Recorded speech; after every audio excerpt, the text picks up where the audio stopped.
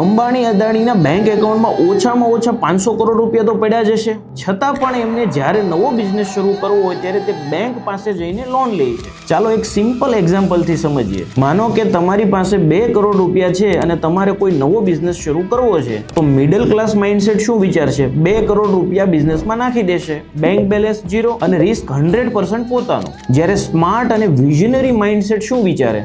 2 કરોડ રૂપિયા પોતાના પાસે રિઝર્વ રાખે છે અને બેંક પાસે જઈને લોન લે છે. કેમ કે જો પોતાનો બિઝનેસ સક્સેસફુલ થશે તો પ્રોફિટ પણ થશે અને પોતાના જે 2 કરોડ રૂપિયા છે એ સેફ પણ રહેશે અને એ 2 કરોડ રૂપિયાને બીજી જગ્યાએ ઇન્વેસ્ટ કરીને વધારે પૈસા કમાઈ શકે છે. આ છે રિયલ વેલ્થ સ્ટ્રેટેજી. સ્માર્ટ લોકો પોતાના પૈસાથી બિઝનેસ નથી કરતા, સ્માર્ટ લોકો સિસ્ટમથી બિઝનેસ કરતા હોય છે. એટલે એક વાત જરૂરથી યાદ રાખજો, મિડલ ક્લાસ પૈસાથી બિઝનેસ કરે છે, જ્યારે સ્માર્ટ વિઝનરી લીડર લીવરેજથી બિઝનેસ કરતા હોય છે.